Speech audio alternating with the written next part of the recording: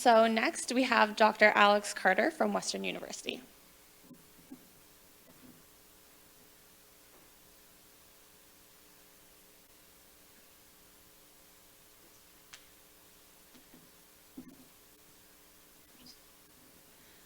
All right. So thank you very much for the opportunity to present here today on behalf of our team. I have to say many members of our team are at Dalhousie University, which was my home until very recently. And now I'm at Western. I'm an emergency physician by training and an EMS medical director. My co-lead on this is Dr. Blair Bigham, who was a critical care paramedic and Western emergency medicine physician, now doing critical care fellowship training at Stanford and coming back. Unfortunately, Blair is not here this morning, but he will be here tonight, so I'll put in a plug for the Café Scientifique where you can see Blair. Our angle on this project, as many of you of course know, sepsis has high mortality, time sensitivity to the initiation of treatment. And where we come at this from is that most patients first connect with the healthcare system through the emergency department, and many of those arrive by paramedics. So there's a tremendous opportunity to initiate treatment early, to have recognition begin earlier, and to impact mortality. But we probably, many people in this room probably also know that that doesn't happen as often as it should. And so we took an approach to try to understand what the barriers to that have been and what hopefully some enablers are, and maybe even something that we could try to pilot to improve outcomes. This is a mixed method study. So we delivered, first we undertook a scoping review using the JBI methodology as well described by several other people already this morning. And we also undertook a survey of paramedics, emergency physicians, and emergency department nurses using the various professional organizations for those groups. Tried to distribute that in French and in English across Canada. And we invited people to participate in more in-depth interviews, both through those distribution lists and by snowball. They could invite other people if they thought someone else had a good perspective. I wanted mostly to spend some time highlighting the themes that we've uncovered from that and then what we're hoping to do next. So a quick look at also a massive scoping review, 7,871 titles initially returned. We're ultimately including 400 studies, which is still really pretty big. And the survey has been completed as well. We have a good representation across the professions and across the country, with also diversity of experience and diversity of urban and rural work environments. So we're fairly happy with that. To date, we've had 8 people complete the interviews, and you'll notice there we're very short on physicians. So if you can convince anybody, this is snowball, so you're allowed to convince people to participate. And we're pretty short on Western Canada as well. So just putting in a plug there. The most important part, though, I think, is what we found. So taking all of those findings together and triangulating them and coming up with themes and directions we can work on. Looking first at patient level themes. There's concern about the public recognition of sepsis. And so 75% of survey respondents identified this as an extreme barrier to early recognition and treatment. And the interviewees explore this in a bit more depth, emphasizing that it can be quite difficult to separate out some of the subtle signs of, yes, you're sick, but just how sick are you? And when do you seek care? And where do you seek care? And so the idea of coming up with something like the stroke scale that you see plastered on the back of the bus. Well, how do you do that for sepsis and make it specific enough that people know which signs and when to come in? So that was discussed by a lot of the interviewees. The lack of access to primary care was also highlighted as a patient-level barrier, in the sense that patients might be able to get care earlier in the progression of infection to sepsis if they could get access to primary care. But they end up sicker and end up in the emergency department much later in the trajectory when it's a little harder to turn the course. And the next grouping of themes is under paramedic level themes.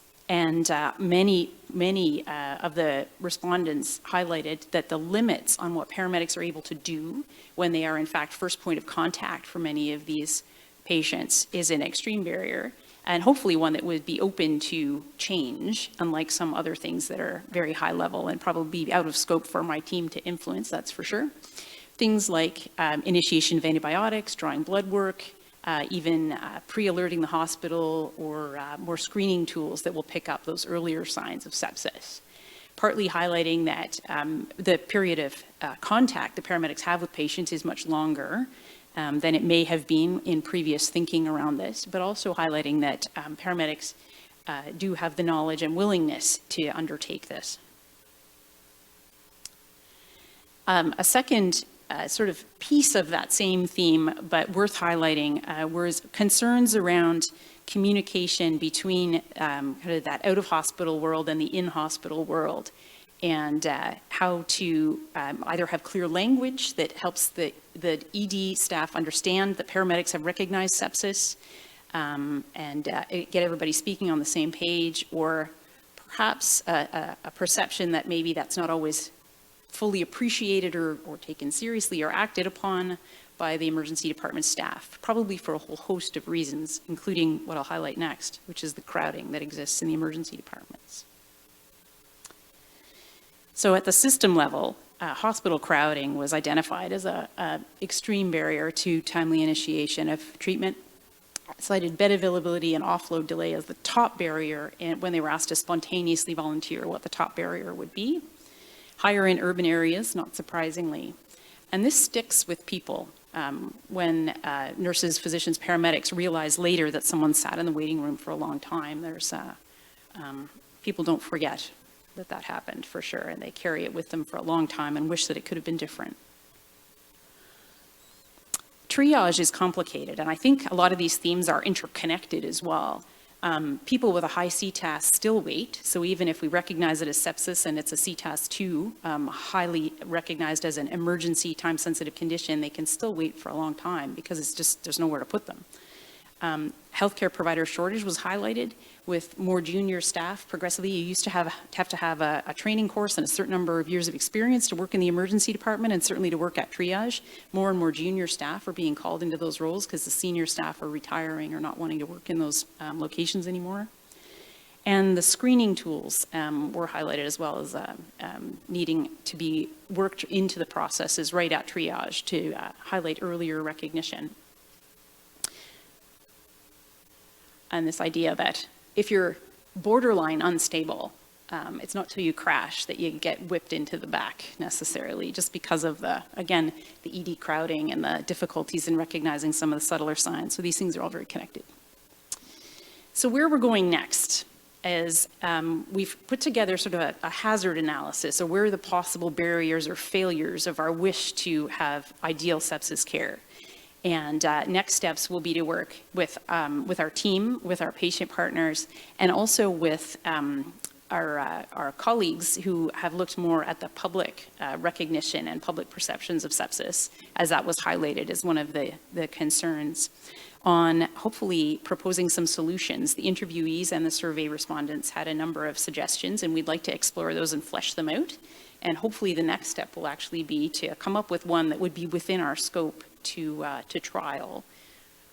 Certainly my inclination is to go for some of those paramedic interventions, but there's lots of other things that I think will emerge from this that will hopefully be within our scope of influence. I don't think we're going to fix hospital crowding within this project, but that is where we're headed next. Yeah.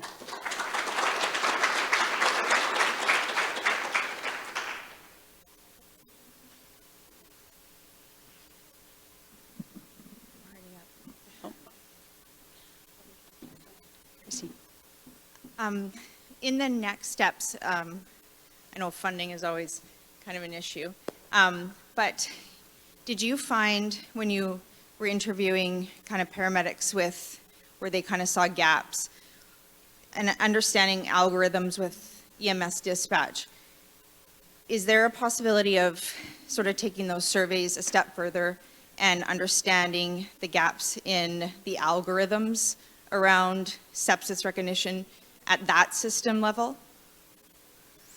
Yeah, I think you and I had talked about this before, actually, and that was proposed. It was in as one of the prompts as a possibility of what about recognizing it earlier from dispatch. We didn't get a lot back from that, and I think we may need to sort of put that,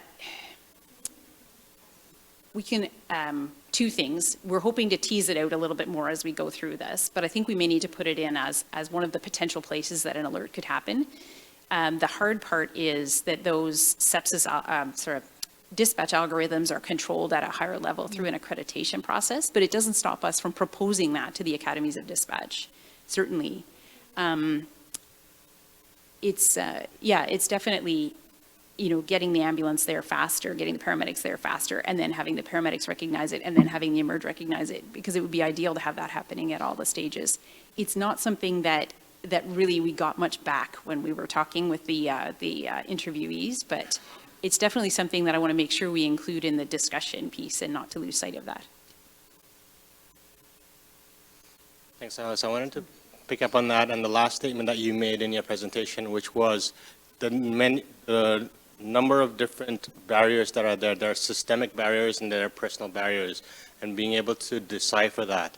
One of the key things that we always try to strive for is to get the most bang for your buck. If you were to separate them out, what would you think is the easiest low-hanging fruit that you would be able to address? Because it seems like there is recognition, but nothing seems to be done.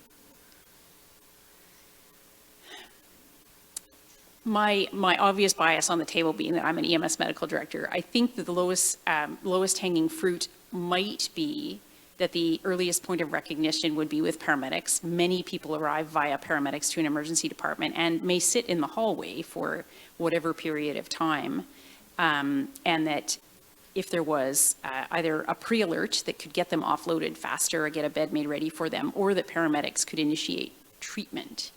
I don't think that it would take a lot of extra training to get paramedics doing that. And I think that the main barrier would just be in legislative change, which I know sounds big, but given that everybody would be so motivated to do this, I think that may be one of the easiest things to change.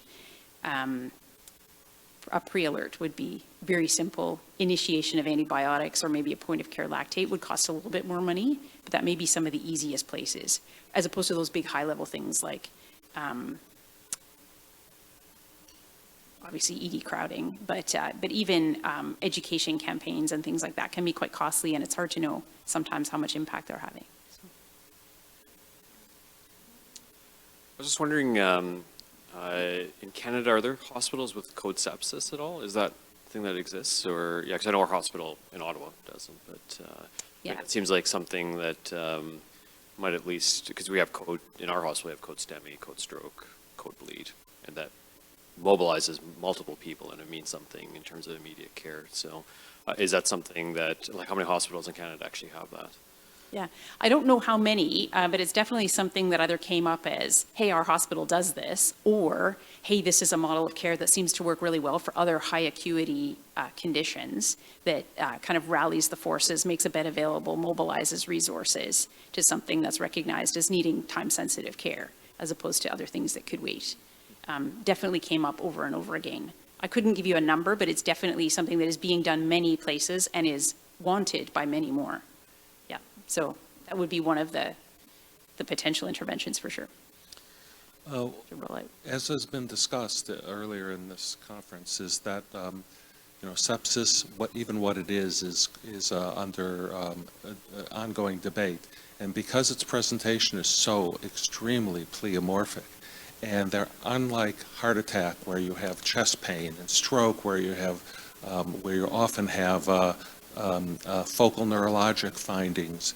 There is nothing specific about the way that sepsis presents. So I'm curious, in the conversations that your group has had, what has the conversation centered around with respect to early identification when all of the signs and symptoms are so nonspecific? When I think really the conversation is centered around that it's difficult. It's difficult for healthcare providers to pick up those signs, and definitely difficult for the public as well. Like that first example of you feel crappy, but how crappy do you feel? I think is exactly what the nurse had said in the quote. So yeah, you have a fever, but is it sepsis? Yeah, you're achy all over, but is it sepsis? Yeah, you're vomiting, but is it sepsis? And at what point are there enough things there that A, the person should know they should go to emerge, not wait for tomorrow, not call their family doctor, not try to wait all day in a walk-in lineup or whatever. And then at what point does the triage nurse know that that one CTAS 2 should be pulled out of a pile of all the other CTAS 2s and actually brought in? Is there like and the discussion was more around how difficult that is as opposed to, unfortunately, a magical solution for that, but definitely highlighting it as an area for needed work.